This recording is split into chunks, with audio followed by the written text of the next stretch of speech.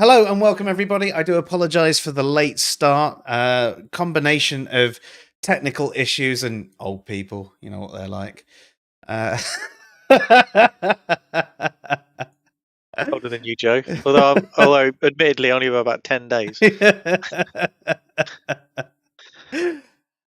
So hopefully everything is coming through nice and clear. I'd noticed that last time we had a few technical issues, and part of those technical issues is I'd moved my office around and actually hadn't realized that I'd played around with a bunch of knobs and things like that, which is Space. why things weren't working. So hopefully I'm coming through clear. If I'm not, let me know and I'll switch off some of the cleanup effects that I put on. But that's neither here nor there. So we're here for today's discussion, and today's discussion is about discussions. Yes, it's a very meta discussion, an online discussion about online discussions. So we are. Do you remember when we discussed it earlier? Yeah, we did. In fact, the earlier discussion on, we had an online discussion about yeah. having online discussions online. Yeah. Yeah. And we'll probably talk about this discussion later. So, It's going to be like the meta. Yeah. Discussionception. The Don't call it conversation. meta, or we'll get sued by Mark Zuckerberg. Prick. As I'm sure all of you are aware, the internet can be this chaotic place, and online discussion is definitely no exception to that. In fact, it's probably the main place things get chaotic. But when done right, perhaps it can be a powerful tool for learning and growth. And what we want to have a discussion about tonight is if there is any real value to be had in online discussion, or if that value can be found elsewhere and in better ways, and perhaps we should move away from online discussion entirely. So that's what tonight's stream is going to be about, and we will catch you in just a minute.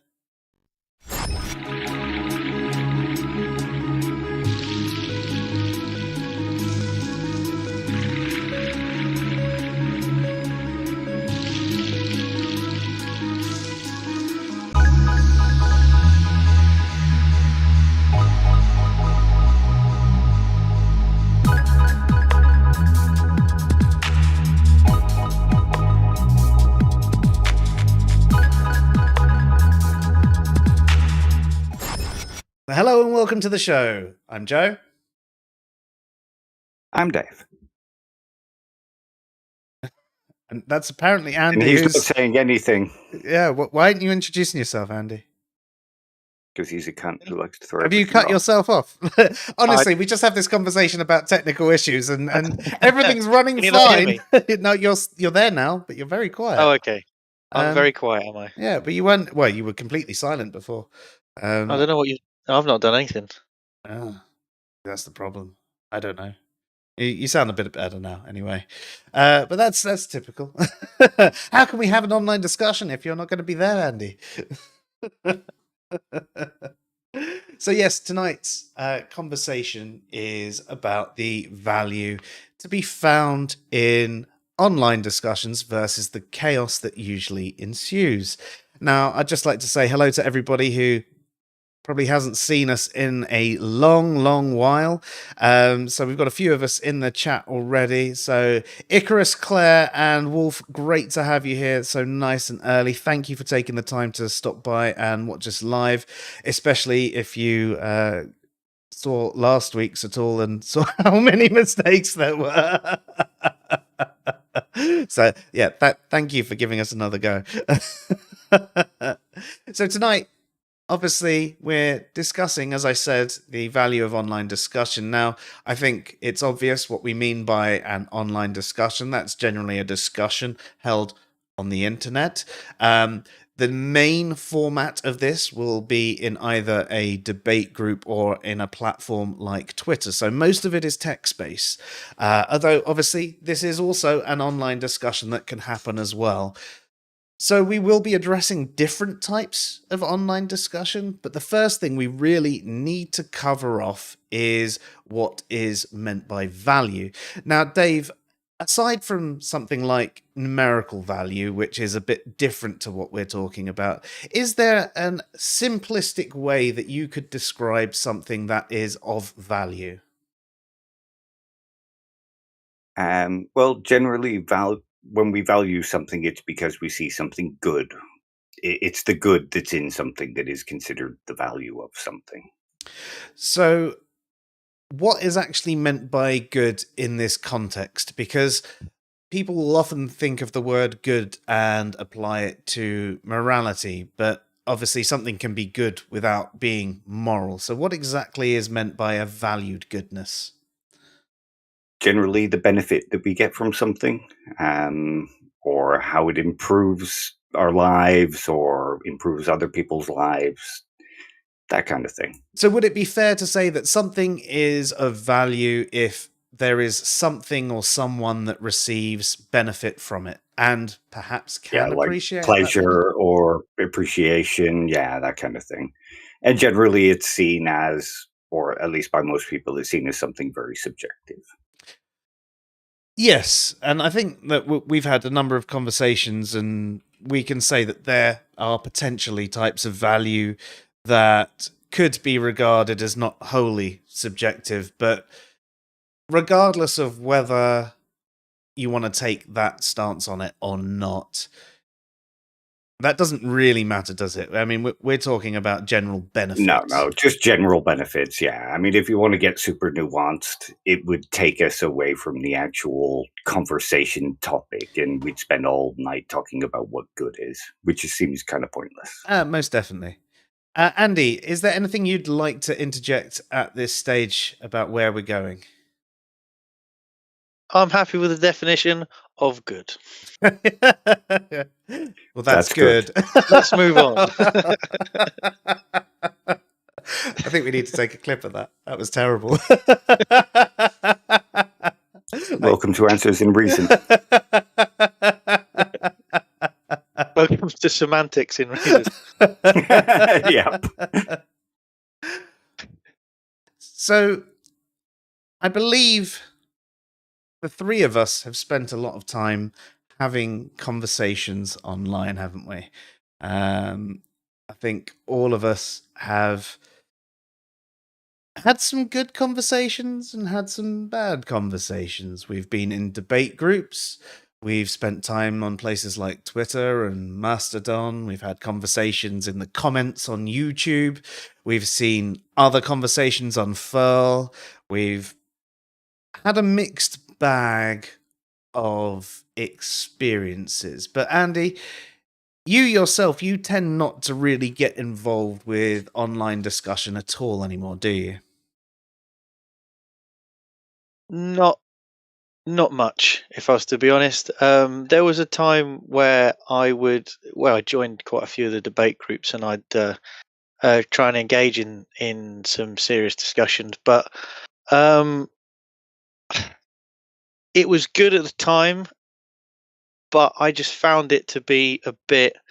It kind of got monotonous after a while, as well as I'm not going to change anyone's mind really, because it tended to be mostly people just wanted to kind of prove they're right, or just wanted to be right, and it was just that was 95% of the time was just what it was.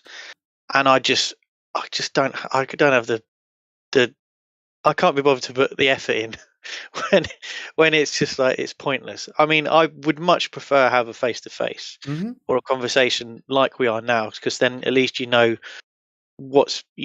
can get engaged and stuff like that.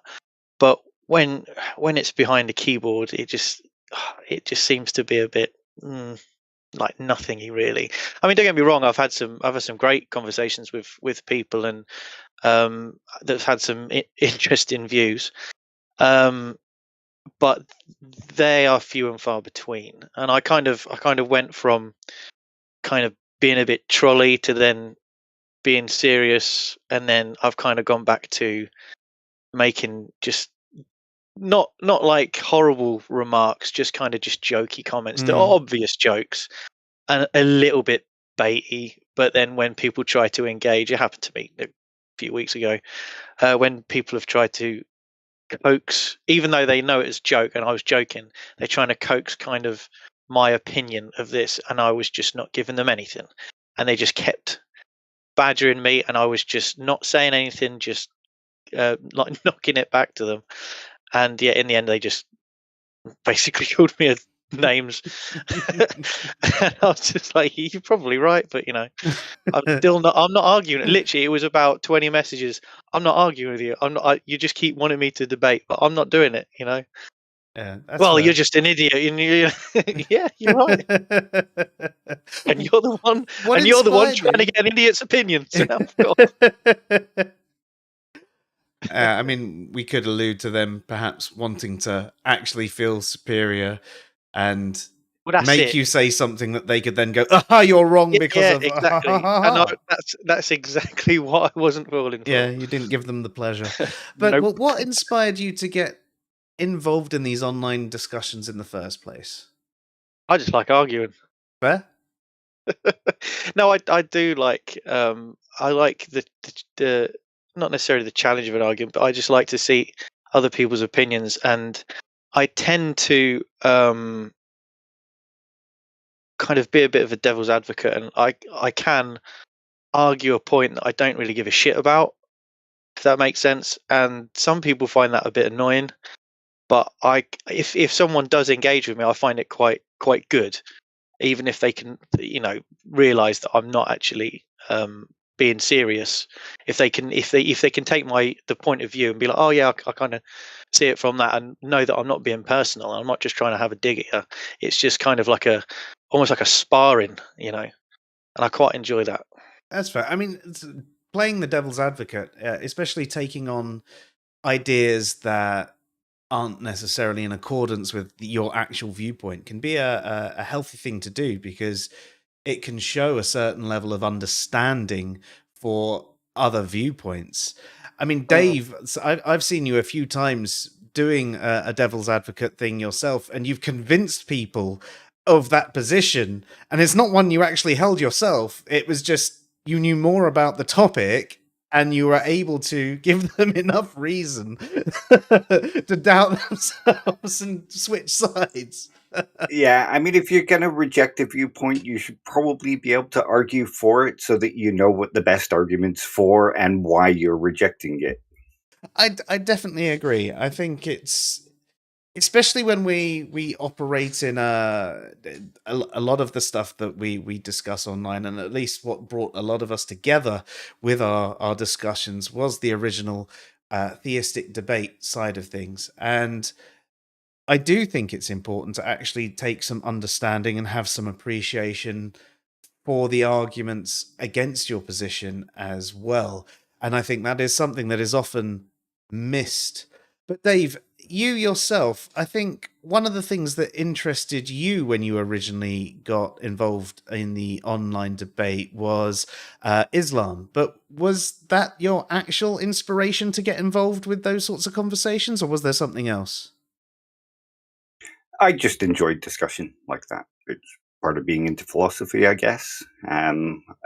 Were you doing your I degrees when you started, or was that? No, that it was actually I'd actually started doing that, and then there was a couple of philosophy people there who said, you should probably try taking up philosophy. You're pretty good at this.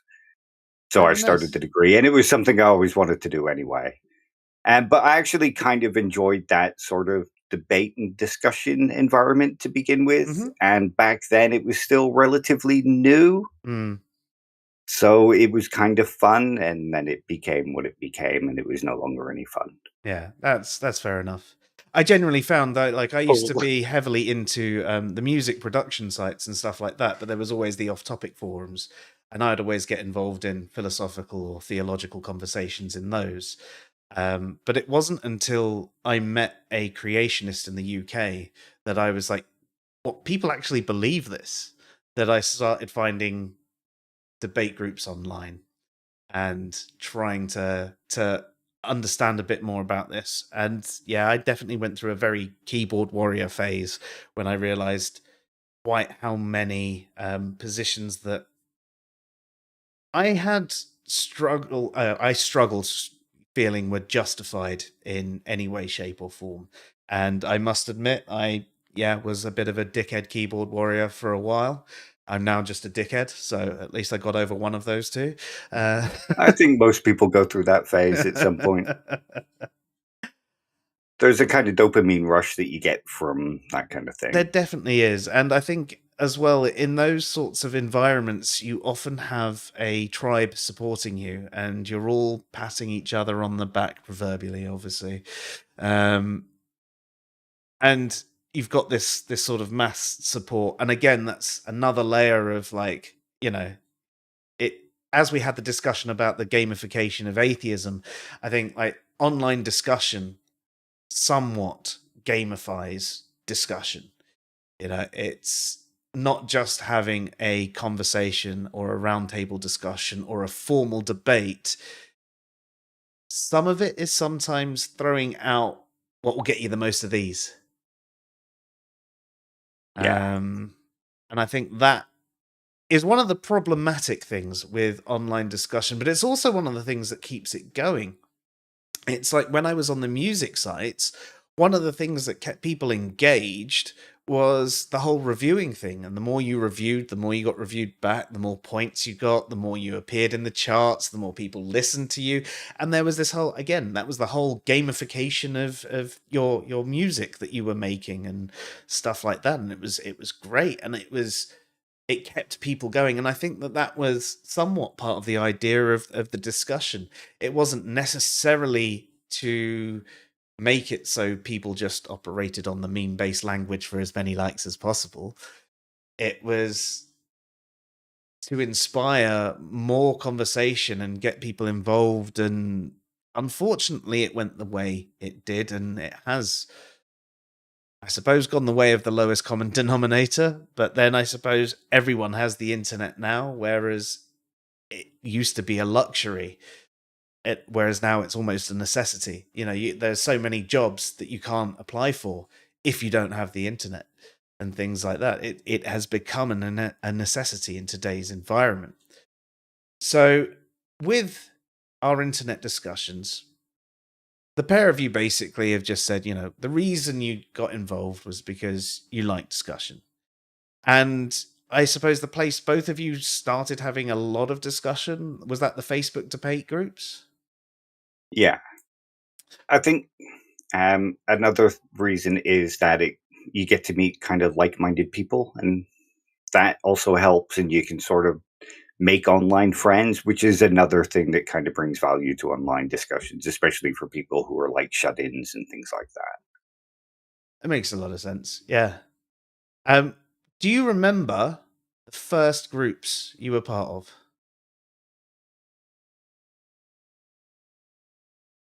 No, not really. No? I know a big part of one of yours was the debate faith. And I think I remember you in Does God Exist, Andy? I wasn't in debate faith, but I think DGE, Does God Exist? I think that I was in that one. I'm sure I was, actually. Yeah. That's a Does God Exist is where I interesting, met Kristen, I believe, and Alan, and like sort of where a lot of Answers in Reason came from. I was booted out of one of them. I can't remember before. Well, we were both booted out of the atheist experience It was. ones. Well, that was it, yeah. Because I was being satirical, and Yes. someone took it at face value, and did not get the joke whatsoever. No. And I even explained to them what you business. I even explained to them what you were doing afterwards, and I think you'd already had the boot at that point in time. And then they were just like, yeah. So I posted a picture of Eric Cartman saying, "Respect my authority." They're like, "No, not exactly. You're gone too."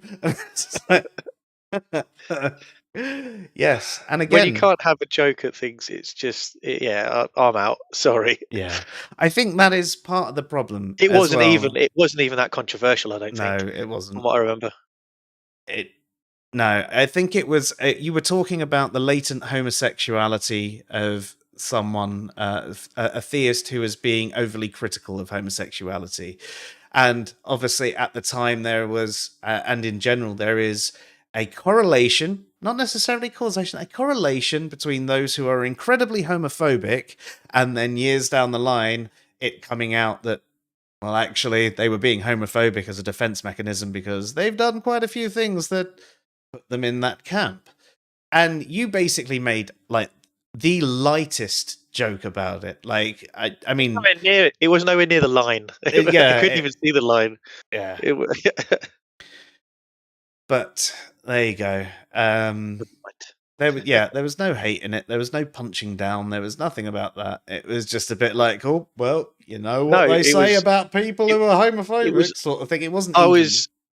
was joking about. It was more the expense of the joke was at homophobic people. Yes. That was the butt of the joke. Yeah. But yeah, I can't say that. But yeah, So, I mean, this is another part of the problem, but also the benefits. I mean, conversations online do need a certain level of moderation.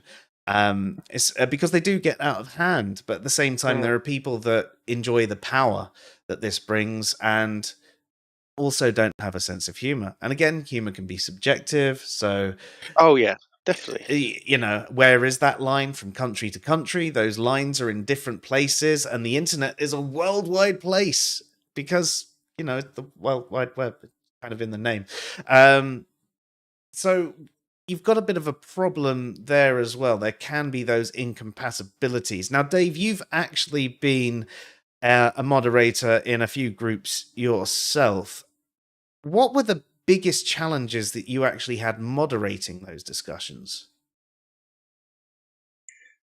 People looking for arguments rather than discussions, and people thinking that mocking somebody was the equivalent of making an argument.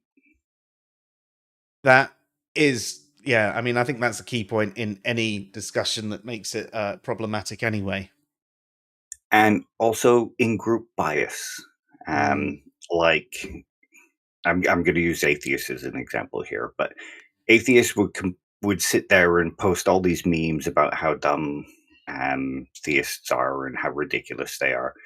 And as soon as a theist would post one, we'd get like 50 reports from atheists saying this is against the rules. You shouldn't be allowing people to mock people, that kind of thing. Yes. But then they pull out that, well, you know, ridiculous beliefs deserve like ridicule. So, you know, that's why it's okay for us to mock you because you've got ridiculous beliefs, but ours aren't, you know, because we don't have beliefs. We don't have any at all. Oh, don't get me started on the we don't have belief lot. Jesus Christ. No, I accept the evidence. You know, yeah. You know what that's called, don't you? You know the word for that. Yeah.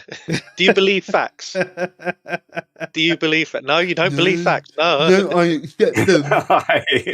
Plank. Indeed.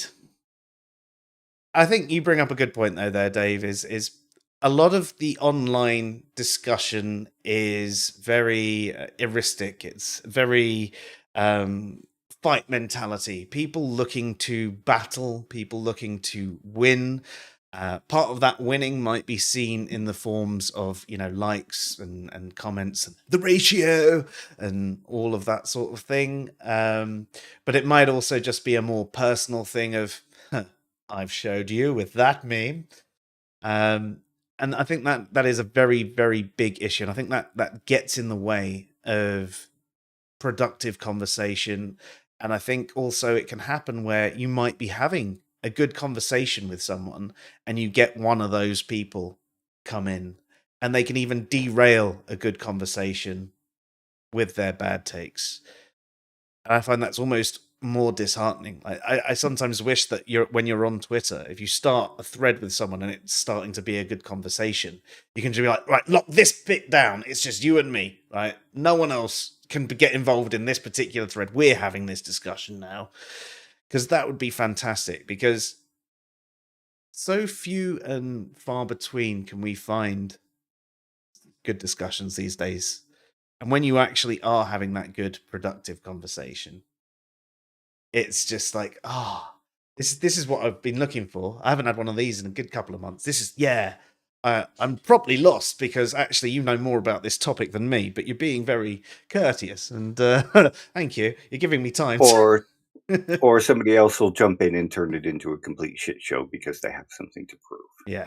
And that's the problem, isn't it? And that's why it'd be nice to be able to lock things down occasionally. So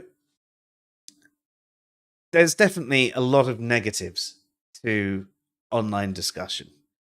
And I suppose we could even draw another one where, because everyone has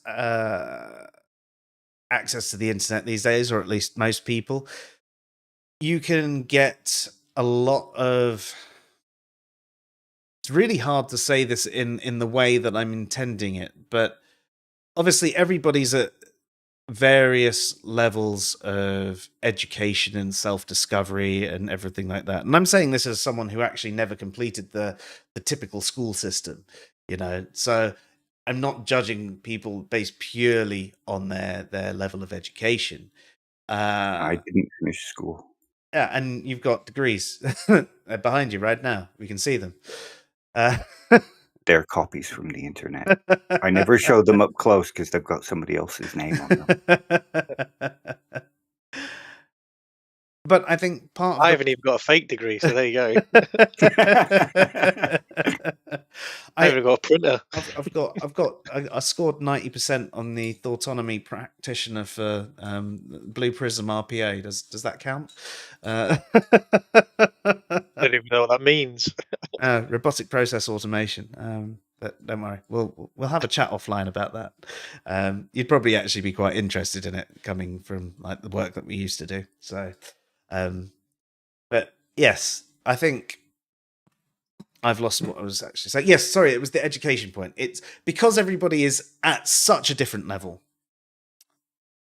Sometimes you can try and ask people, what they know about the thing that you're trying to have the conversation about, because you want to go, well, do I need to explain X, Y, Z? And sometimes asking those questions can go down the wrong way. Sometimes explaining where you're coming from can go down the wrong way, because it sounds like you're being patronizing, condescending. I know all about that. Some people have that attitude. They, I know all the fallacies. You might know their names, but do you realize you're using them incorrectly?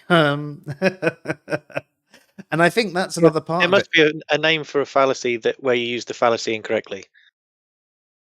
A fallacy.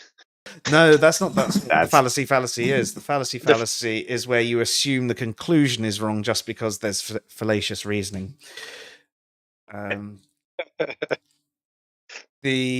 happens a lot. Yeah, yes.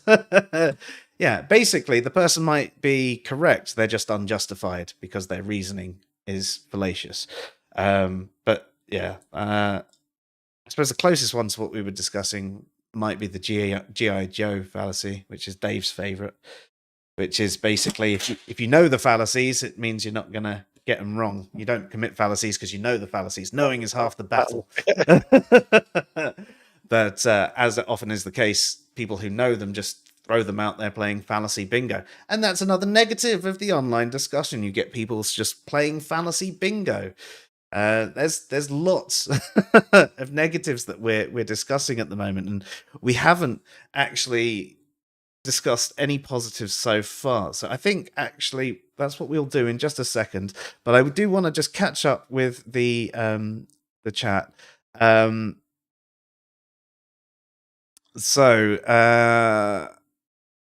Brayfade says, I hope I didn't come across as combative the other day. I don't think you did. Not at all. To be honest, I've had discussions with far worse cunts than you, so don't worry about it. Yeah, me.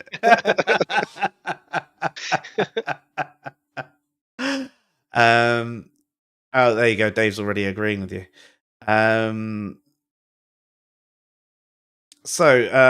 Barend Rex says that there isn't any actual fighting going on in most online debates, is there? There's just two or more people hitting at each other. They don't actually engage with your arguments. Yes, so that's another problem. You have people talking past each other constantly. They don't even read what you're saying. It's almost like they scan the post, they see like a buzzword in there, and then they have this pre-programmed response for what you've said. And it's just, boom. All right, there you go. There's my answer. I win. Boom. There's my answer.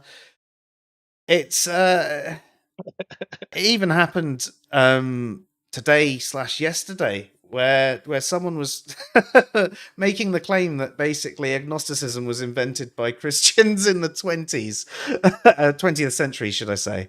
It's like, well, it was by the non-believer in 1869, I think was the year. Did that person know that, though?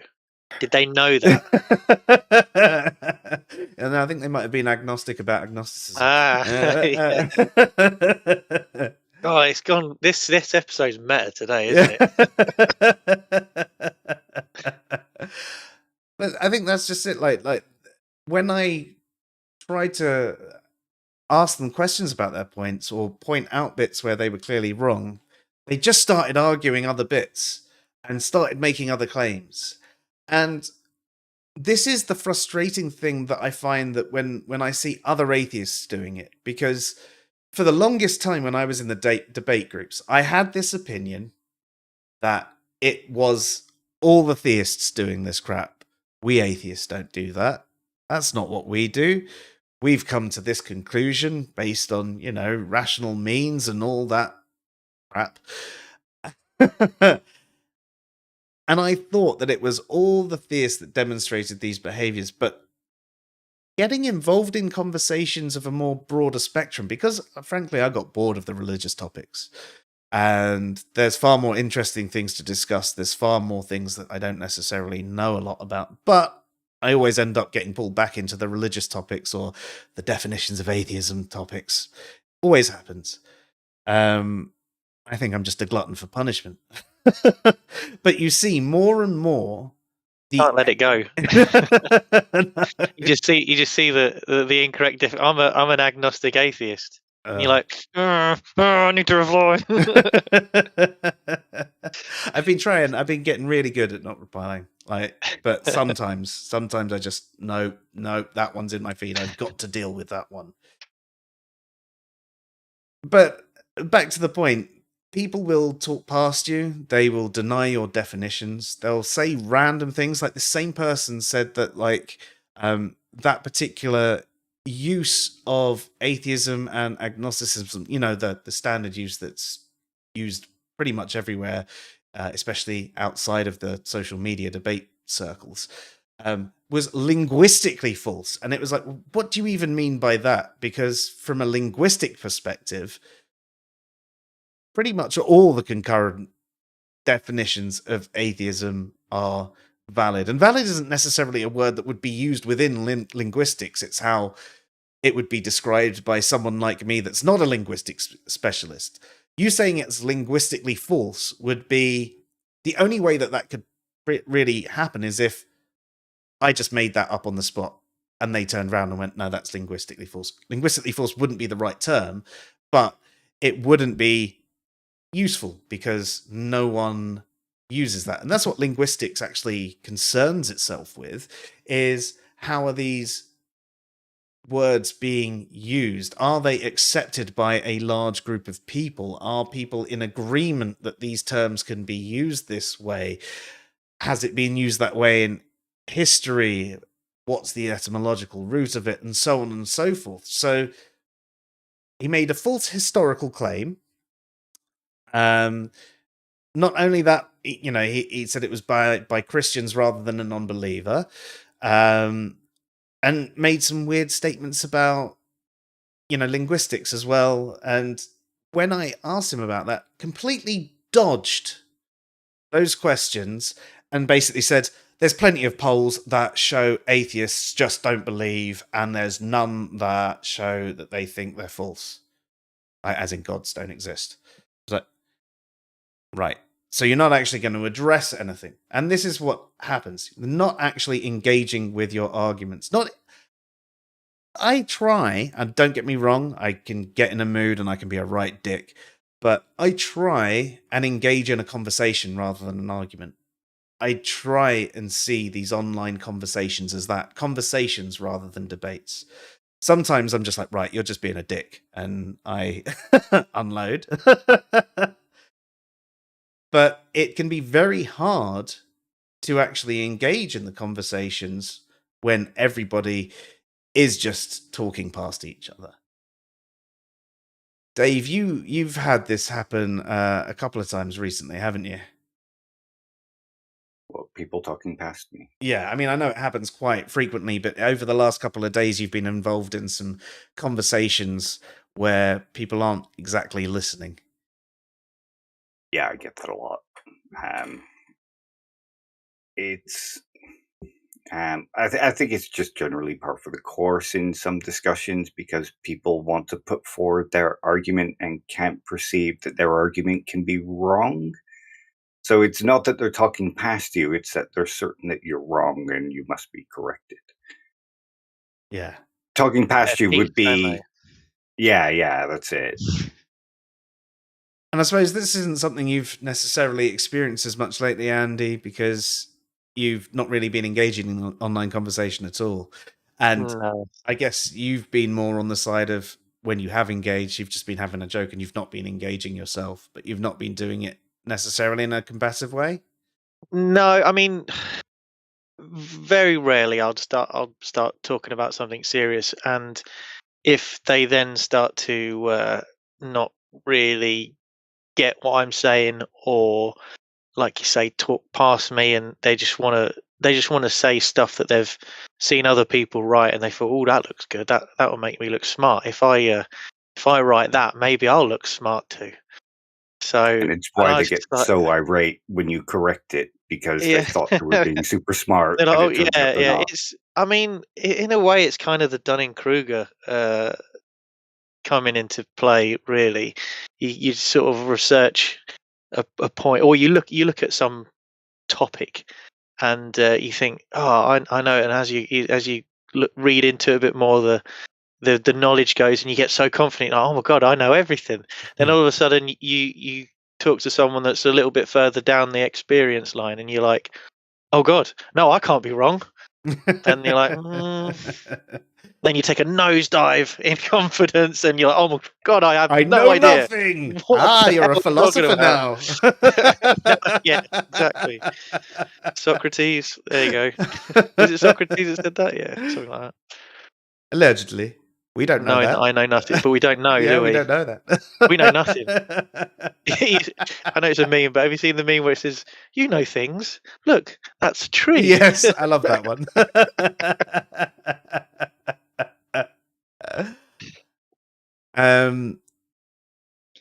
So, carrying on with the chat just briefly before we carrying on. Berend also says that it's why you don't see me discussing things on social media anymore. It's dreadfully exhausting. And I think that is a big part of the problem with it. The general discussion can get to a point where it's discussing, and it can be consuming. There can be you almost enter a sunk cost, don't you? Where you've put so much effort into explaining this, and you felt like the conversation was actually going well for once, and then it turns around to very much not be going the way you thought it was. But you're like, we can pull this back, and you end up spending evenings and like free moments just having this conversation. Look, you will listen to me, yeah. And yes, all of a sudden you realize, why have I just spent 3 days having that conversation with that absolute prick? And that is exactly why I kind of dialed it down.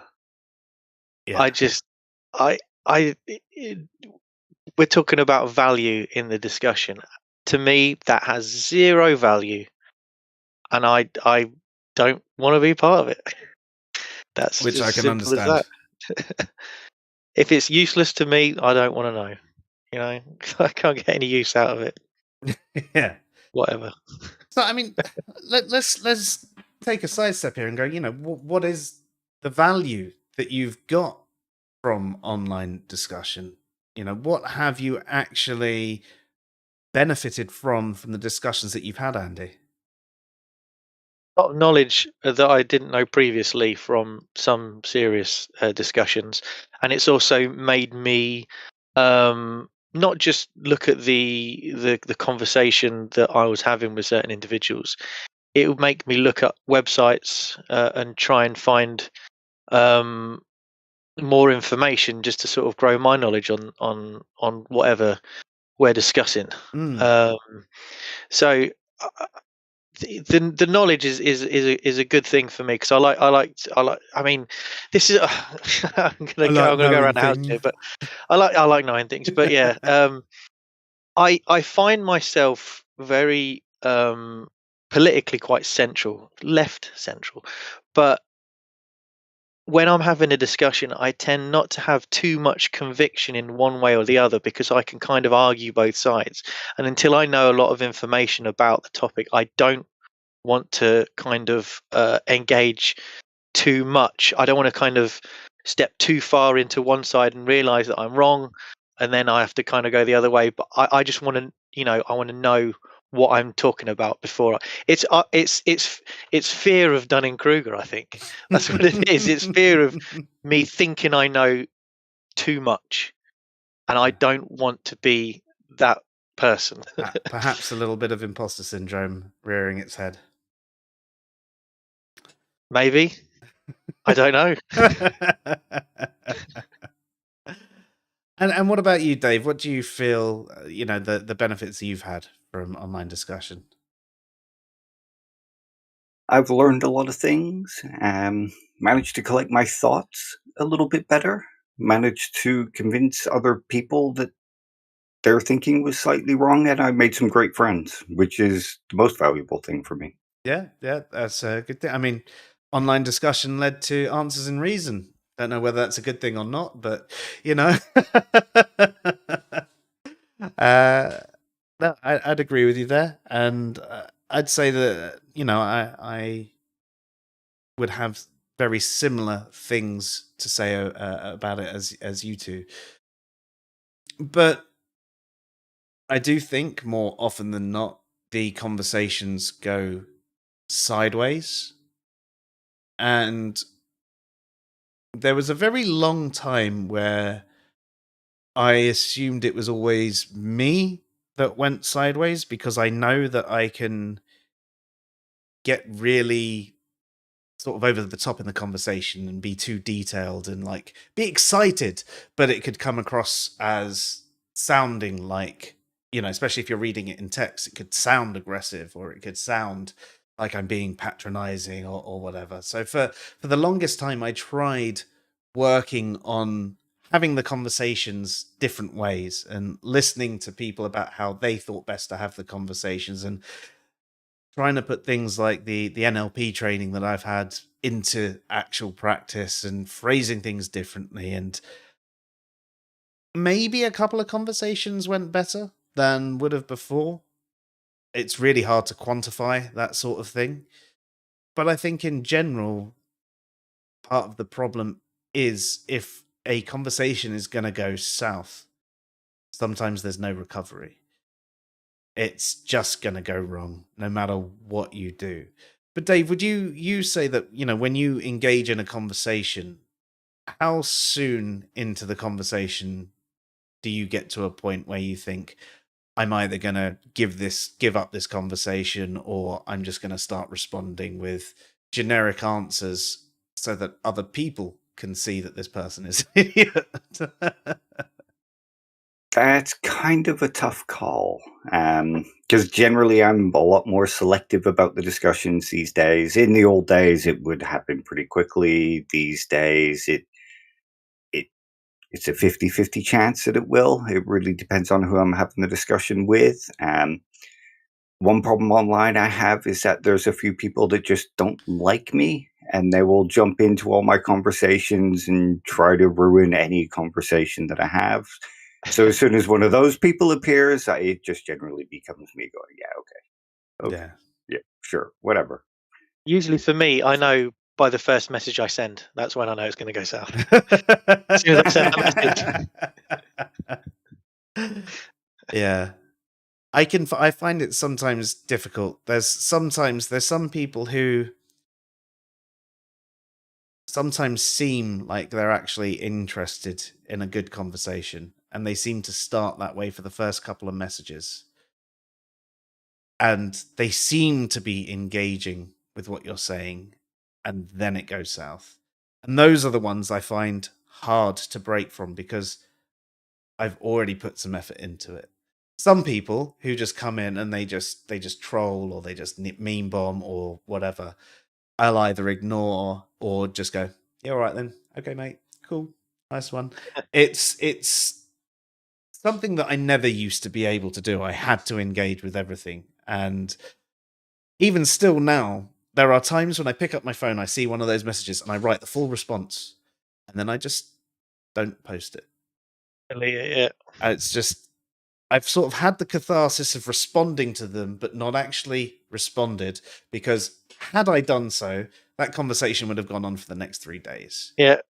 But I've said my piece, and I know what I'm saying, and you know what? But it's hard to know when to act that way. I did that today. Oh, did I you? was going to respond to someone, and I just deleted. I thought, fuck it. Nah.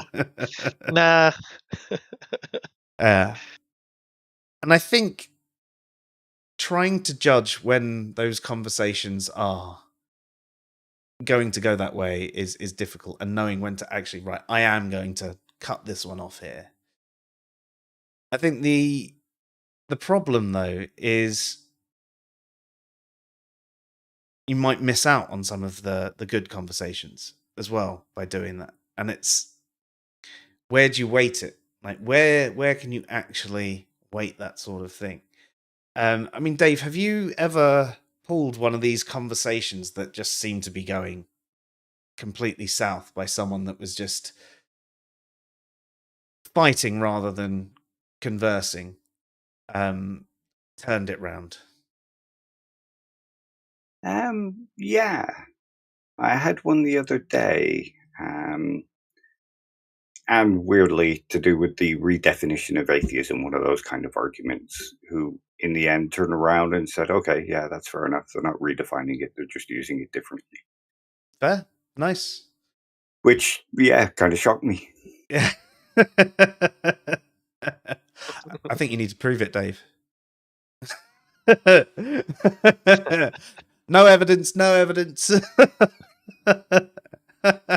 The evidence is that I've made the claim, and therefore that is evidence. It's written down in a book somewhere. Mark says, is the phallic fallacy shoving your opinions down someone's throat without their permission? Isn't that the Weinstein fallacy?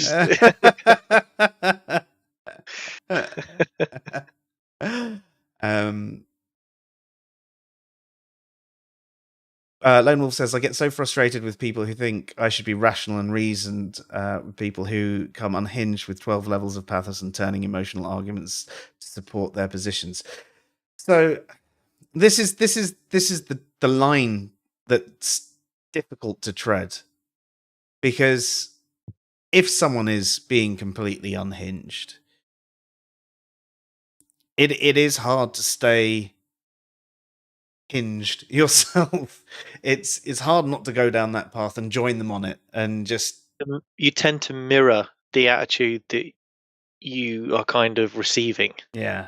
So if someone starts to turn a bit not necessarily toxic, but slightly more aggressive, I guess you can go that way back. And yeah, that's kind of you just kind of mirror the kind of the attitude. I know I've done that before, and I kind of go all, not condescending, but a bit sarky, which never ends well, No, unless they are a fellow sardonic person who you can just have a little bit of back and forth with, but that's few and far This is it, between. yeah. You have to have a rapport with that sort of person beforehand. Yeah, and yeah. Yeah. Well, not necessarily. I've been in so with things like MBTI. I'm actually in an ENTP group, which is my type, apparently. And apparently for ENTPs, they like to just argue. They like to argue. They like to just I'm surprised you didn't disagree with me and there. shit like that. Well, this is it. No, I like to be right. So, and so I've been in that group for a little while, and it is toxic as fuck because people are just trying to be that. They look at the definition and they're like, well, I want to be that to the extreme. But I've not I don't really know anyone as a friend on that group. There's people that post in there all the time, etc. And there's this one guy that kind of posts, and they're all a bit trolly, if I was to be honest. They're all trolling a little bit. And he mentioned something, and I joked, and he joked back, and it was kind of like a back and forth that was good, even though we were like basically ripping each other. And one of my responses, he said something like, he basically mirrored the there's an old cricket sledge from Ian Botham, and I think he was playing against Australia, and the sledging was, how's your wife and my kids, and Ian Botham replied, the wife's fine but the kids are retarded. So essentially he said, how are my children? And I said, the same thing. And he screenshot it and put it in the group and said, this is how you respond. And I thought that was quite good. I thought it was quite funny. But I suppose when you are on the same sort of wavelength, this is it. Yeah, you got to be in that sort of mindset. And I suppose if you are in a group of like-minded people like that, all of you are going to be a bit. They aren't, though. Yeah. They aren't. No, these people are. They're toxic. They are toxic. Really bad. Yeah. And there's a lot of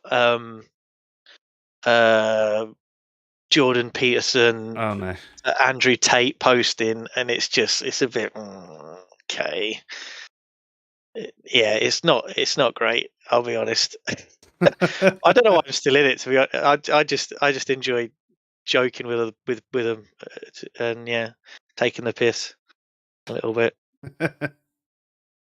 Yeah, I don't blame you. The odd meme does come up, and it is quite funny, but that's about it. Sorry? I said the odd meme does pop up, and it is quite funny, but that's it. Yeah. Really. Fair. Oh, I mean, so there's some value from it, but not much anymore. It's shits and gigs. That's it. Yeah. So, Mark says, I recently asked myself the question, do atheists use a form of atheist apologetics? And he says, I think we do. And it depends on how strictly you're using the term apologetics, obviously. But I think I'd agree with you that if you're slightly liberal with its use, the way we have a lot of those memes and catchphrases and things like that, there are a lot of arguments along those lines. And even some of the more deeper philosophical arguments are used in a light version, which is almost like how a lot of apologetics is done. It's sort of like a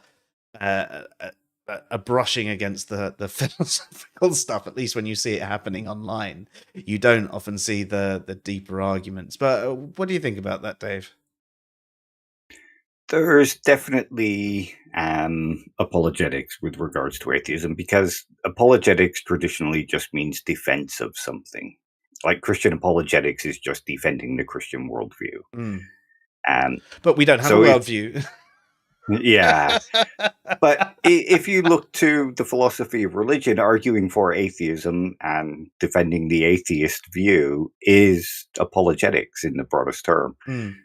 But when people think of apologetics, they think of something more like pop-level apologetics, like Frank Turek and that kind of thing, where it's just saying things like God is love and atheists can't be moral. And I think in the atheist sphere, we have that too, in the form of like rocks being atheists. Or as you even said in the chat, atheism is the null hypothesis. Yeah. And those apologetics, if you question them, you get dogpiled. So it shows that it has become a form of like dogma apologetics. I think that tends to be generally when I think of apologetics, I think of it when it becomes a dogmatic defense of a dogmatic view. Like it's reason goes out the window in favor of defending a particular claim. Exactly. I could say the same thing like about Billy Craig, seems to be a really bright and on the ball philosopher, and then when it comes to something, apologetics wise, he suddenly pushes all of the good stuff out for for shaking the money tree. Yeah. But there we go. One is William Lane Craig, and the other is his twin brother Bill Craig. And honestly, I still say he looks like the Scott Bakula that you bought on Wish.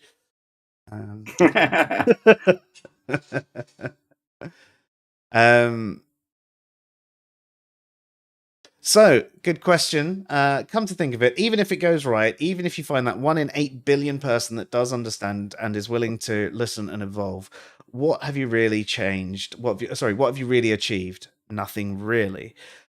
I think that is a very bleak view of it. For example, I've been the person that's been willing to listen before, and I've had my opinion changed on things, or at least been inspired to look into certain things more deeply. So there was value there for me. So even if the person that changed my mind didn't think anything else of the conversation after that, they were just like, oh, good conversation. Maybe they had the benefit of actually having a good conversation with someone that listened. But for me, there was a lot of benefit. So what have I really achieved in the times when I have had that conversation with someone that has had that engaging conversation, and I've managed to at least get them to think about something a little bit more?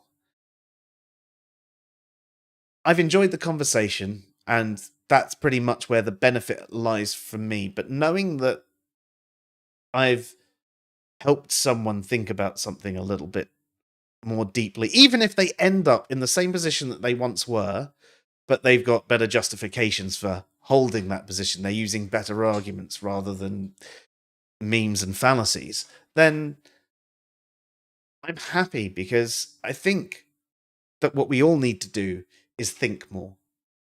There's a general lack of thought.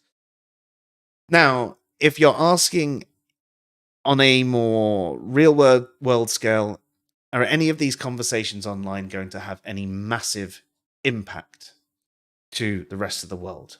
Do you know what? For most of us, probably not. You probably need to be one of those channels with, a million followers and, even more viewers who don't subscribe and all of that sort of stuff to really have any impact in what you say on, in the sense that you're going to influence real world events.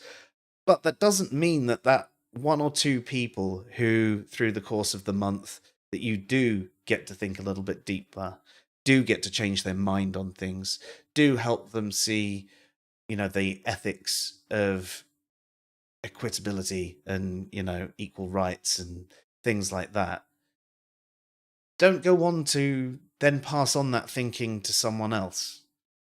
And bit by bit, generations down the line, there might be some people who A think butterfly effect. that is the hope. Obviously, I don't know, and I will never know because I'll be dead by the time that happens. But I hope that I can cause enough good ripples and not too many bad ripples. And I know I cause some bad ripples too. I'm definitely no angel.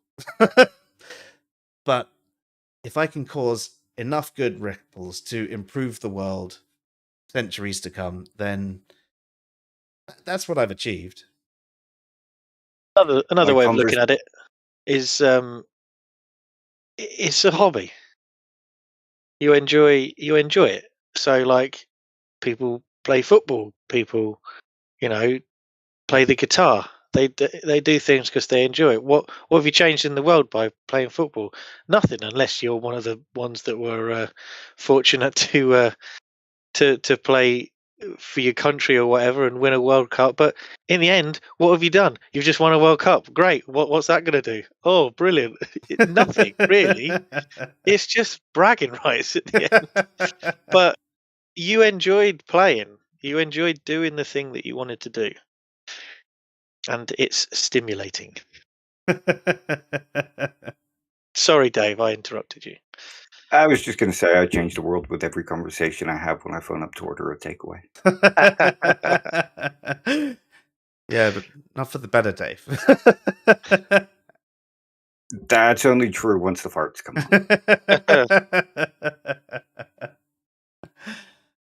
on. Online discussions led to answers in reason, immediately proving wrong the argument that all online discussions end in chaos. I didn't say they all end in chaos. I said they usually do. Don't strawman me.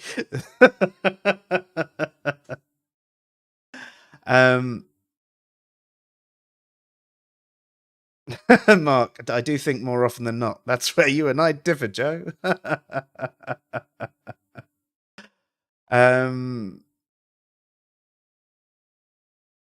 Right. Anyway, sorry. There's a lot of discussion about Babylon 5 going on in the chat, so tag me back in. I don't have the time to read that whilst I'm trying to talk about other things. So there we go. But here's the thing: you're not changing anything in the other person except for their opinion and the subject of hand.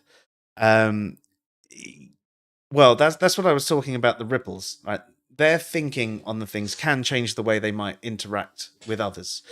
If you can convince people, in general that you should put your trolley away. You shouldn't just leave it in the middle. You shouldn't just push it into the middle of the road.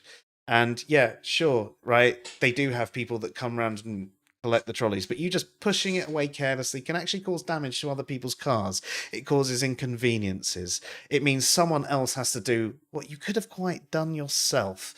You, the person that is sat in the disabled bay, even though you've got no disability, and you've just decided that you're too good to throw take your trolley back. And I saw you running up and down in the supermarket earlier.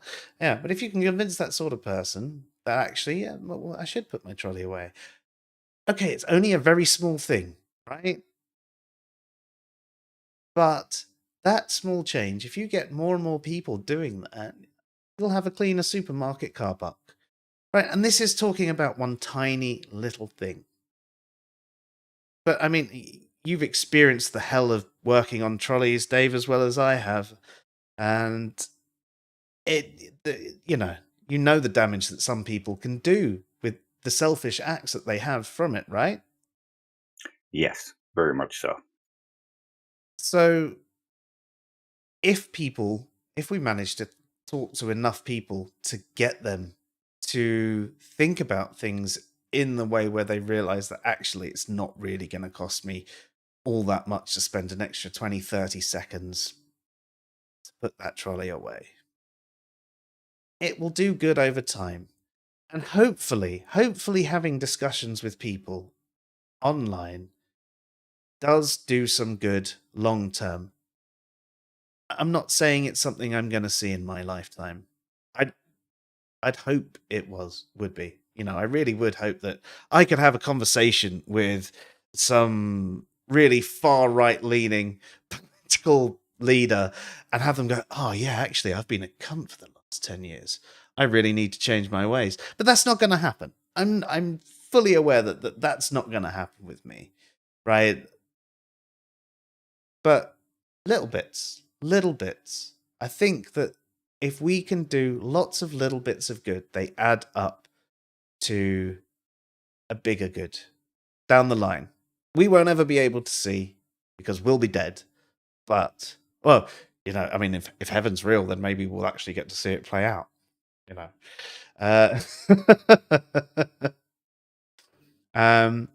You also say that you can have fun debating, but I don't think we should kid ourselves by saying it might result in some good. I don't know. I mean, I've experienced some good, and that's obviously anecdotal. I've experienced good from the conversations I've had. I've changed my ways from the conversations I've had. I've changed my thinking. So I've experienced the good that can happen from these conversations. And I realize that it's very few and far between. But I think that there is some good that can be had, and it's the benefit, that we all get from it. No, Wolf, they are not shopping carts. Just no. That's Have you seen Cart Narcs? no. No. It's this American guy. I think there's a few American guys that go around car parks for supermarkets and Walmarts and whatever in America, and they see people leaving their trolley, and and they call them up on it, and they usually get into a bit of aggro, and it's right up my street. I love a bit of aggro. The way that they argue with them, and they either sometimes they say, "Yeah, okay, sorry," and take it back. Sometimes they get, well, most of the time they get really defensive, and I think it's because it obviously makes good viewing for the for the Facebook viewers or whatever they're on YouTube. And yeah, it's a laugh. But I was just what I reminded of when you said about shopping carts and trolleys. Fair. It does sound like it could be entertaining, in Oh, the it's very sense that I'd entertaining. probably watch it once and find it entertaining, but then I'd be bored of it after that. Oh, he throws like magnets on their car while they're driving away and everything. It's brilliant. And they get out and they take it out off, and he runs after him again, throws it up. It's brilliant. But anyway. So, I mean, do you agree that there's never going to be any real good done from the online conversations, or are you equally hopeful that there could be some good that is done somewhere down the line? Dave, go first. You both look like I'll let you go first. Yeah, because I think one of the things here is that we're focusing solely on the atheist debates and skeptic debates. But there's lots of online conversations that go on that don't involve any of that. It involves discussing old films, bands, just philosophy in general. Mhm. So I think there's lots of value to be had with online discussions. It really depends on the actual kind of discussion. Yeah, and I definitely agree with that. I mean, that's why I brought up the trolley thing, because that was moving away from the typical atheist rhetoric that you might get involved in. And I'd probably agree that in general, very little value to have discussing religion online. Unless you're the sort of person that's going there and just asking questions and wanting to learn about different religions and have different people tell you about their religions and what they actually believe, there can be value in that from a learning perspective. It's still not ideal if if you go to a debate place that's saying, "Oh, I want to learn more about Hinduism or whatever, or Islam or Judaism," and someone starts saying, "Oh, well, they believe ABC." Someone else will go, "No, they don't. It's CD." And you're like, all right, bloody hell. Yeah, you got to find the right person who's willing to talk to you on that level. I find the mute button on Twitter can be very useful for that sort of thing sometimes, when there's someone who's always trying to derail it, when you're having that good conversation. But Beren then says, revisiting my statement, debating religion and or politics is pointless. And I'd say yes, especially if you're going down the debate point. Yes. Like, asking questions and trying to learn about different positions, yeah, you could get some benefit from that. That's not going to necessarily have the I'm going to change anything outward, but it's I'm going to learn something myself. But if you're going to be debating those things online, both religion and politics are probably the most polarized topics, and they very, very much have that either or mentality, very tribalistic thinking. You don't toe the line exactly, and well, you're not a real Christian. Oh well, you obviously can't be, on the right. You obviously can't be on the left. You can't be an atheist. You can't be a theist. You can't be Christian. You can't be Muslim. All of those things, because you don't have the exact same opinion as this person in this bubble with their other people who have it. You're instantly othered, and again, I listen to Bill Burr's podcast occasionally, and he always says with the politics, if it does, you only listen to the if you wear a red tie, you listen to the people that wear red ties. If you wear a blue tie, it's that, and you don't listen to each other. You're just trying to get one over on each other, and it's just a bit crazy. definitely. And you're right. And I think with those particular topics, it's so difficult to have a productive conversation. So Dave, have you had any, when you've been in that space, have you had any productive conversations where it's actually been a debate, or have they the only ones you've had where they've just been general discussions? Usually only just general discussions. I suppose to some degree I've seen debates have productivity or productive value in, like, I've had people block me 6 months ago and then suddenly reappear in my feed again arguing the same thing that I was arguing with them when they blocked me. And I kind of consider that to be productive, even if it was a shit Inception. show. Yeah. You tell me you went, oh, you listened to me 6 months ago, did you? This sounds Yeah. very similar. Yeah. So I see things like that as sort of productive, even if they start out as a monkey flinging poo shit show at the time. Pigeon playing chess. Yeah. Yeah. I've had certain people, actually, it was a conversation I was watching with you in the comments somewhere, might have been YouTube actually, where the person was arguing against you, although what you had said was exactly what they said. And then you said, no, this is what I said. I said A, B, C, C, C. And then they argued against you again, as if that's not what you were saying. And you were just like, what? Yeah. You're saying exactly what I said, but arguing against me. I don't understand. What? Yeah. Arguing that I was wrong while saying exactly the same thing that I was saying. Yeah. Like, what? And yet another negative from the online discussion, especially with the people who only want to fight.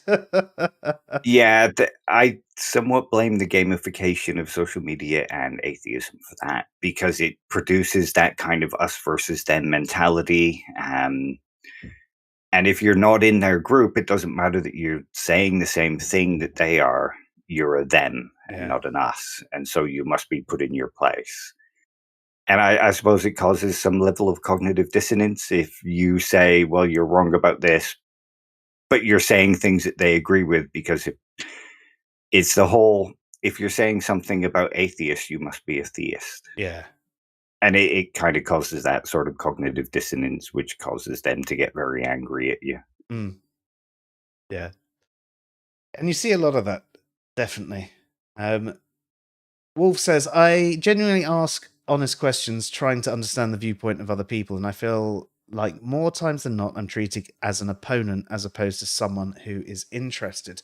Yes, I've experienced that too. And the way I feel about that in general is probably because every other person who's come and asked those sorts of questions haven't done so for honest reasons. They haven't been an honest actor. They've been trying to get one over. They've had conversation after conversation with that typical, like the dogmatic lacktheist type atheist that we see online. And so No beliefs. Yeah, those ones.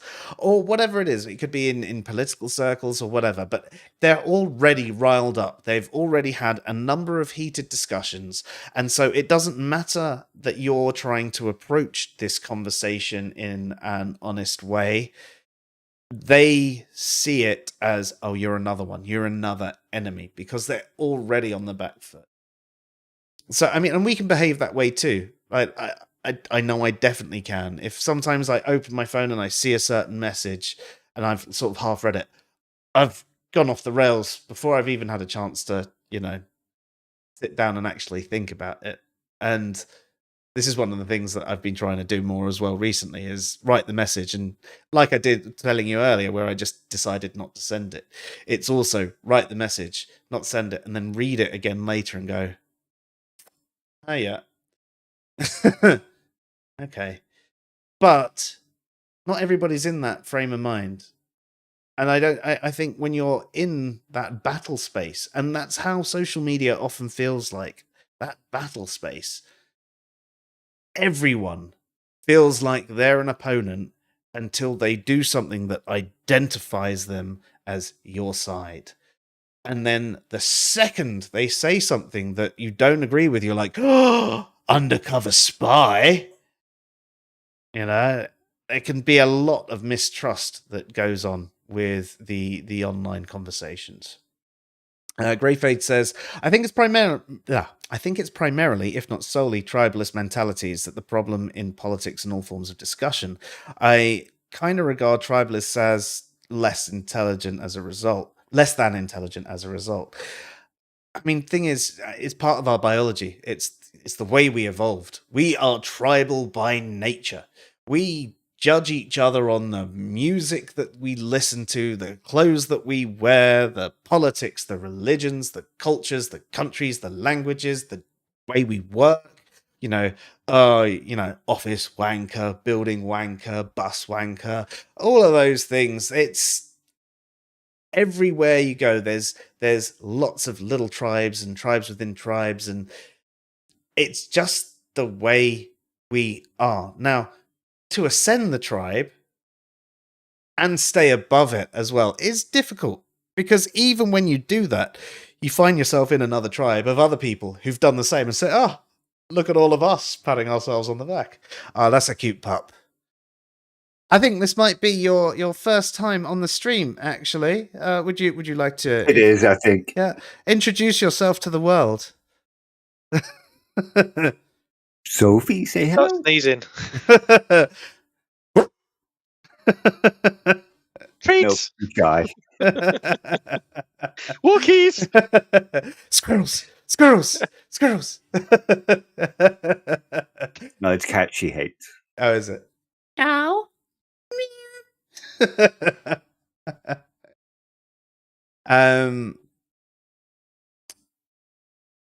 Okay, so Beren says, Trample bullocks.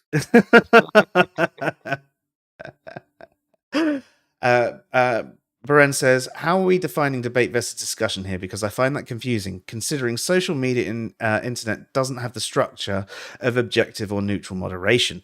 Yes, okay.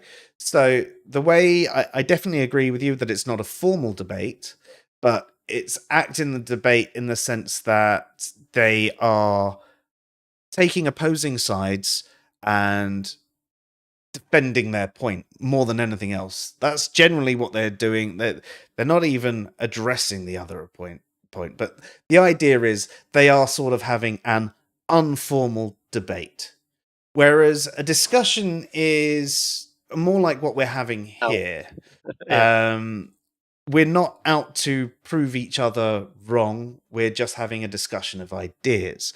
We've had theists on the show before, and they have come and told us their opinions and like what they were and what they believe. Or do you know what? We just had discussions about movies.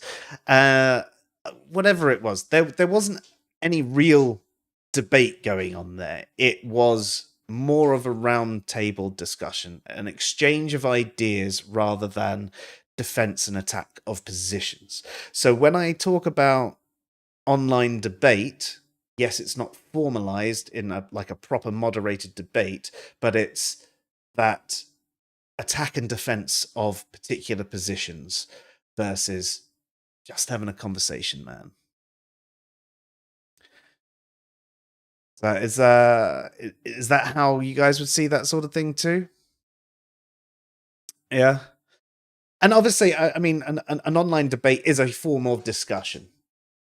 So like a question or a statement, and there'll be people for and against it on like an official debate, and then you'll have people talking from either side, and that's more of a debate where one people will be saying for a particular statement, one will be saying against. yeah, that's definitely the way it seems to go, isn't it? It's oh yeah, Dave, you've said something in the chat there as well. For a lot of people online, they see it as debate, where every conversation is about the point counterpoint style rhetoric. I consider that to be debate in the sense of social media, at least informally. Yeah, I think that too in itself is probably a more concise and apt this definition than I gave. Mark, have yourself a good one. Enjoy work if you can. Starting your day as we're ending ours. Although, hang on, you're in the future. What day is it? Whoever like. By no. But by tomorrow evening, let me know the lottery numbers. So yes, change the world. I'm already tired.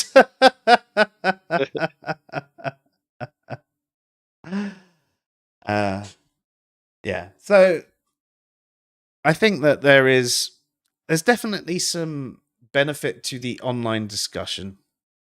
When it turns into that fighting mentality, when it's that debate, it's definitely more polarized, and it's hard to avoid that sort of thing as well. But Dave, is there anything that you could say to someone the things to try to set up a conversation in a more positive way from the get-go, and sort of things to recognize and maybe tweak as you go through to try and keep it on track and positive? Reclaim Twitter from the hands of Elon Musk. Now, that's kind of a difficult one because it's so ingrained now that everything is about trying to win and trying to get the likes. The best thing I can suggest is picking the people who aren't looking for that kind of thing and just looking for an actual discussion. And that sort of comes from doing it a lot and getting those intuitions in you. But the best thing to do, I guess, is to just starve fires of oxygen and walk away from conversations that do that. Yeah. Can be hard as well, because sometimes there's points that you're just like, should I really let this one lie? Yeah, that's one of the problems. That's why I ended up arguing with somebody who is a bit sympathetic to Nazi platforming today. Yeah, it's an interesting one. That, I mean, someone even got on a thread of mine earlier. I don't know if you saw it, and they were talking about you on that. Probably Relief Belief. That's the dickhead. Yep. Yeah. He got upset because I wouldn't engage him in discussion when he was trying to accuse me of being a bully for not wanting to watch modern day debates because they platform Nazis. Yeah. Well, I mean, so the thing is that particular character, he's very, very hit or miss. Me. Yeah, he's not a fan of me either. I mean, there was a period a little while ago, about a year ago, I think it was, where both you and I were in very heated discussions. This was at the time he was trying to prove atheists were unequivocally more intelligent than theists, and he gave all of these studies which basically showed that on average not if rocks are atheists. Yes, well, yeah, not if rocks are atheists. No, but they're not, definitely the average IQ for an atheist is practically zero. Yeah, if babies and rocks are atheists. Yes, and atoms and Bibles and churches and farts are atheists. Yeah. So you know. No, I did. Yeah, but I mean that aside, anyway, I don't think they. To be fair, I don't think they're a person that stands by that sort of thing. I think they actually prefer They do, yeah. the normative definitions of like atheism and agnosticism and stuff like that. So it's not an argument that they'd make. But the point that they were going sort of like it was 4 IQ points and it, obviously limited sample sizes, and it was something like the difference between 102 and 106 or something like that. And it was like neither of those are particularly high. So you're basically saying the average atheist and the average theist are about average intelligence, with the average on the theist on the atheist being slightly higher. I actually worked it out and I put it into sort of percentages, and it worked out that if this was a test, it probably worked out something like 2.5%, like slightly better, or score overall. Not really anything to brag about. It'd be less than that because obviously the middle would be weighted. Yes, I mean that is how it's supposed to work over time. Anyway, IQ is a bad mark. Anyway, it's an indication of ability to learn and quickly at the best. But what I'm saying is the bell curve. Obviously, the more people are going to be your bell's curved in the middle. Yeah, you would know.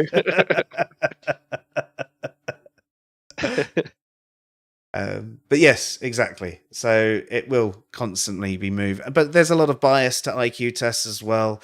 And there was no data about where all of these people tend to come from. And you do tend to find that there are more religious people in poorer areas, and poorer areas tend to have worse education. And so therefore those with better education have better chance of passing these tests. And, there's so many factors that would need to be taken into account and to actually re-weight the tests that it'd be very difficult to actually get to a reliable thing to say that, yeah, no, definitely theists or atheists are way more intelligent.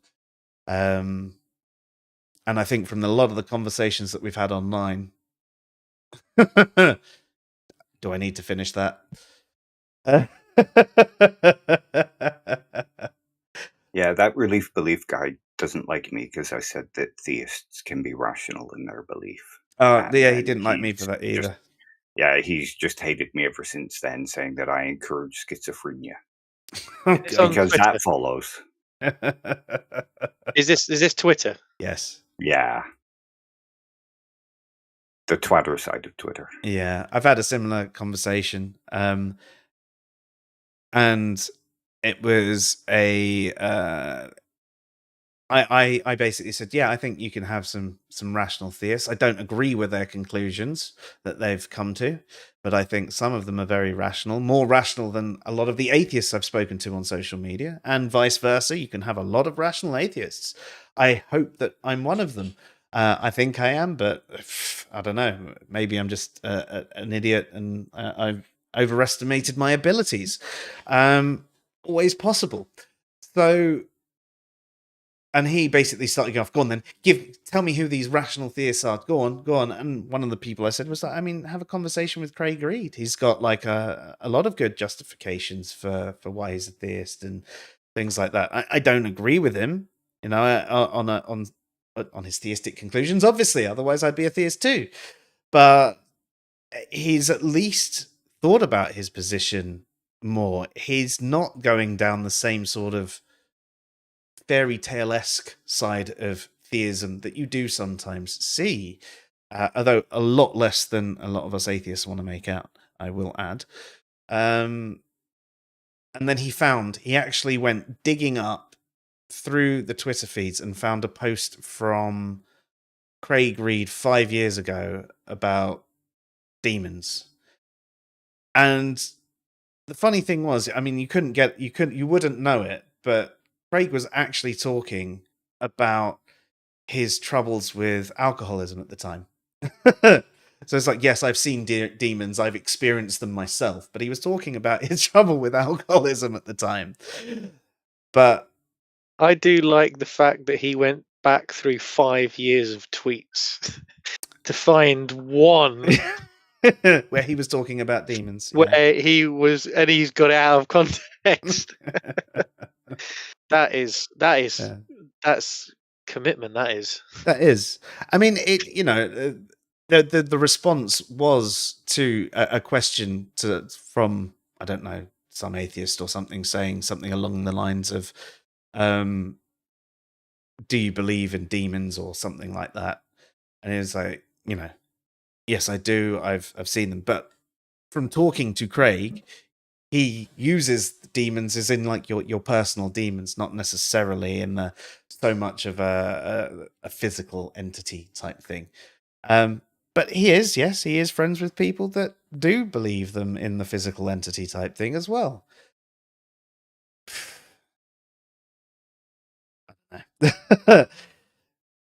But yeah, it was out of context. It was just one of those things that was, I don't know. Again, another issue that we've actually said quite a few times. It's people looking to win their point of view. Even if someone did believe in a physical demon, they could probably do so for rational reasons. Especially if you consider an experience that you've had as a child. There are things that, the way our mind processes things, that you could grow up believing, and you've got this justification from this experience that you've had. And in general, I think, unless you're high, we probably should trust our experiences. I should trust right now I have such sights to show you. It's to say that you shouldn't trust your experiences, especially when you're a child. Well, why? What sort of justifications do you have? And I think it's one of those things. If I was to ever have some form of theistic experience that was powerful enough to convince me, I think that would be in itself a good part of the justification for believing that there is something there, because I've lived it myself. I've experienced it myself. I think when it comes down to certain arguments about theism and specific religions, that's where some of the justification definitely goes out the window, because there's contrary claims and there's errors and contradictions and all of that sort of stuff that you can find within the specific claims or within the books in general, of course. But even if you think something is completely, or at least highly unlikely, someone can still be justified in believing it. Otherwise, it makes both theists and atheists equally irrational to each other, because we equally hold opinions where we see it as incredibly unlikely, as in the other point of view. Could there be rational flat earthers? Yes. Yeah. Right? Not many of them, but yes. Could there be rational neo-Nazis? No. Unless they're the sort that actually change what a neo-Nazi is and just like the label for some reason. They just like the swastika. I think it's a cool symbol. It's all about the aesthetics. Yeah. Hugo Boss made the uniform. Well, but I was going to say, Boss made the uniforms, didn't they? Yeah. I think with that sort of thing, though, going back down to the rationality of something with the flat earth, they'd have to be in a situation where they had no other way of verifying it. So they probably wouldn't have the access to the internet. They'd have to be in quite a tight commune type place. It depends on the bubble of knowledge that they exist in. Yeah. The epistemic bubble. There you go. That was the thing on the tip of my brain that I couldn't remember. Thank you, Dave. But yeah, so one of these people who perhaps was in one of these bubbles that then came out of that bubble into the wider world, and learned more about it, they would lose some of their justification, but they would have also been pre-programmed by that point with responses of, this is so foreign to me, this can't be the case. I've been told all my life that anyone that says this sort of thing is a demon, is evil, is they haven't grown up with the ability to think about things in a more lateral way, or more logical way. I think very few people think laterally anyway, to be honest. Or think. Well, yeah, even fewer. I think the vast majority of people want to be told what to think, what to do, how to act. They want it nice and simple. And I think that's why religion and especially specific churches and things like that have a lot of power, because they do that. And I think it's why the atheist channels that sort of, even though they'll say they're not doing it, run their channels in a similar sort of way as a ministry and do become, the bishop of atheism or whatever, happen to have that sort of bigger following because they are being told, this is how you atheist properly. Yeah. And there you go. They've then got their line. And that's why certain phrases are almost a form of dogma. That's why you get the bad takes like atheism is the null hypothesis and so on and so forth. It's all been ingrained into this sort of belief system of, this non-belief system. And it's unfortunate. It's very unfortunate, but I think that there's a way that a large majority of people like to conduct their lives. And don't get me wrong, there's things I don't want to think about, like my wife goes, what do you want for dinner? I was like, just anything. Just tell me what I'm cooking and I'll cook it. Like, I don't care. Like, it's just, I'll eat whatever. Just, tell me. And I get it. And some people like it for bigger parts of their life. Ben, it's really good to see you. I hopefully we'll get to catch up with you properly. I am having a little bit more time online. Again, I've had very busy periods of work and home, and I'm getting back into a little bit of online discussion and the streaming once a week. Maybe taking it up to twice a week if I can, but at the moment with the kids in the house and everything like that, doesn't look promising. But we're trying to push out some more content and some more videos. And if you haven't seen them, Dave's got a load of is doing a series on fallacies, and I've forgotten what the name of the other series was. Dave, you've got the series on fallacies, and you've got your Better Skepticism series, and I just started one on logic. Yes. I've got one on atheism in general and bad atheist arguments and a few. So there's plenty of content there. So even if you are missing us, you can hear Dave's dulcet tones. My boring voice. It's all monotone and never really changes or gets excited about anything. But if you close your eyes, you can pretend it's very Stanley. interesting accent. I can't quite pinpoint where it comes from. It's a mismatch of what, my accent? Yeah. Yeah, it is a mishmash of everything. I'm a Manc who lived in Canada, who also lived in Brighton and Eastbourne, who also lived in North Wales. Right, okay. Hence why I sound like a traveller.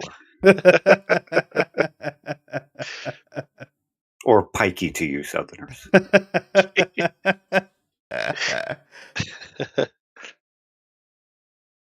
So, were there any other ways that you can think of that we can try and have good conversations online in general? I know you said finding the right people to have the conversations with, but is there anything that we can do in our day-to-day to even just try and find the right people to have the conversations with? How do we go about finding people that just want a conversation and don't want to fight? And how do we identify those that are wanting to fight? They come on and tell you that your argument is wrong and then proceed to make the exact same argument that you do. Yeah. I mean, obviously, people with bad takes, sometimes it's obvious, but sometimes they're a bit more subtle with it.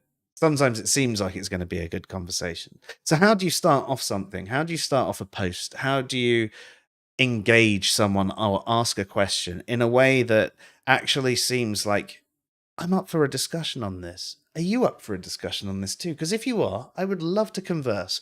But if you're not, let's not even bother. I don't think it's entirely possible on social media because it's full of people looking for arguments. And so any post will draw that kind of thing to it because they're looking to correct you. Mm.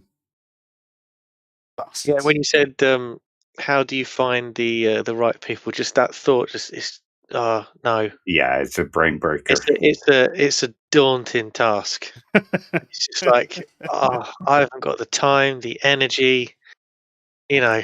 One way, I suppose, is find a YouTuber you like say Walden Pod Mhm. or Real Atheology. Mhm. Find their Discord and then go there. And hopefully that would encourage that sort of conversation. Although with that sort of thing, wouldn't you also be potentially going to end Circle up in a jerk, bit of circle an jerk. echo chamber? Yeah, because you might find that even though you might disagree with them on a couple of things like panpsychism or whatever, in general, most of the things you think about are in line. So yes, they're a wonderful person, and you want to have that conversation with them. But at the end of the day, you're not gonna necessarily have such a diverse conversation and learn as much as you would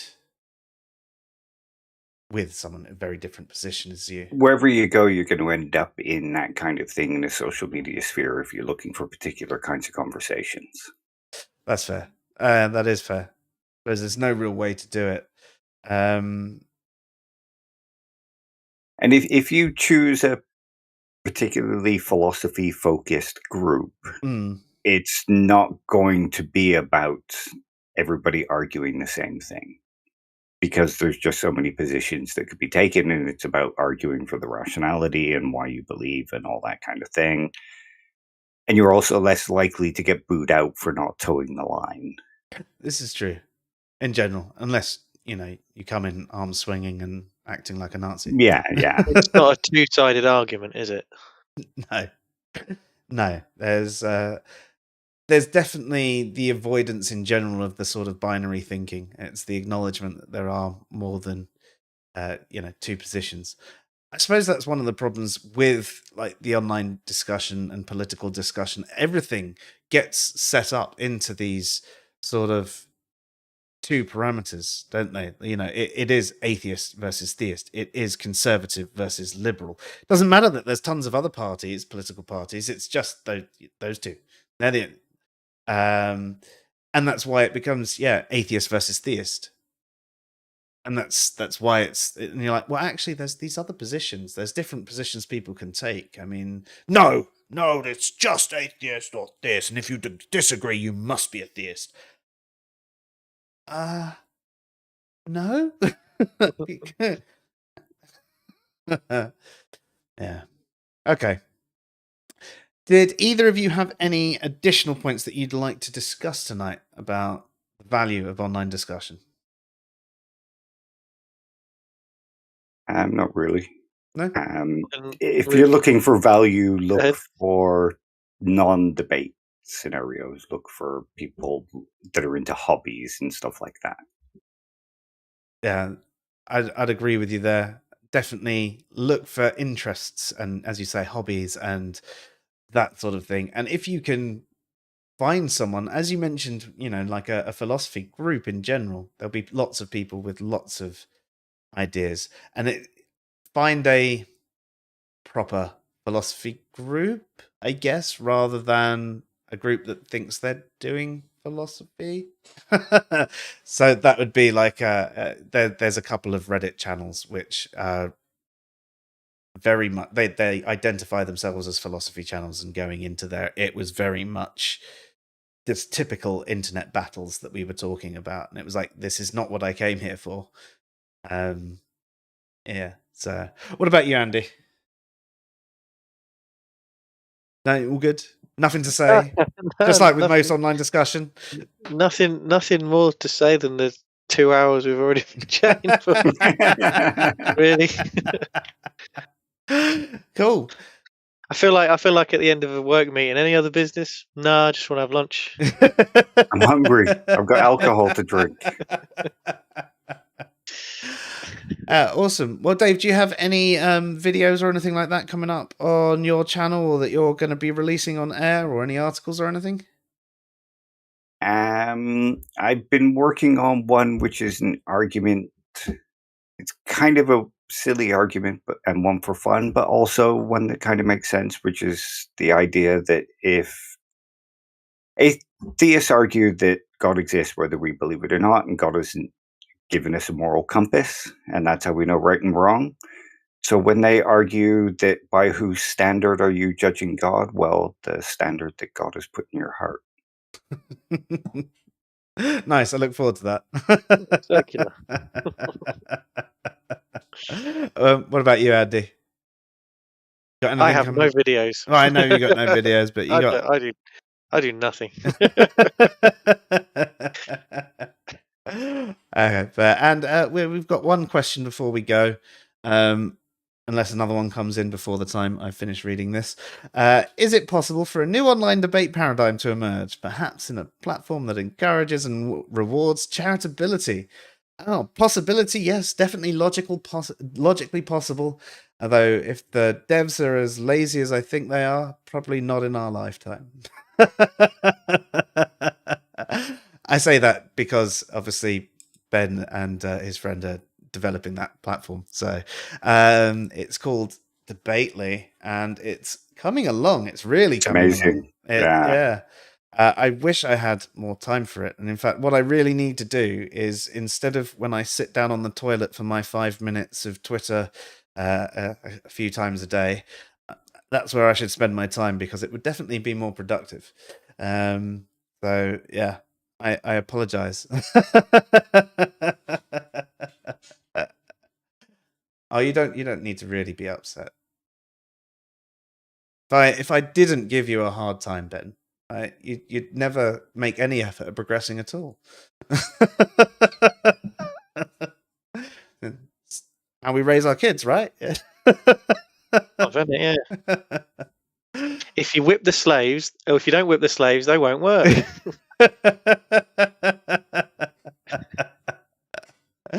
Right, on that note.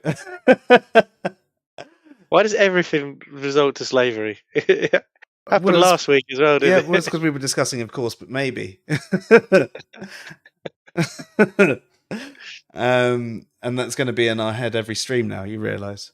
Hopefully, I'll catch you both again soon. I'm planning on doing them Thursdays at about 9:30 for the foreseeable.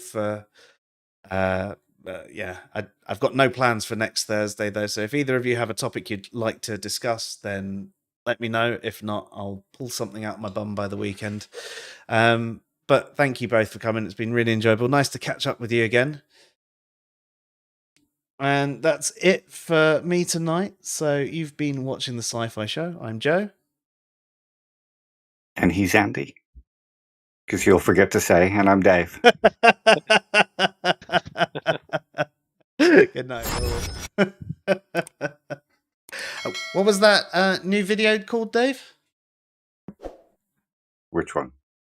I haven't actually written the script or made it yet. It's just okay. An idea floating around in my head. What was the last one that you released? Socrates is Mortal. Awesome.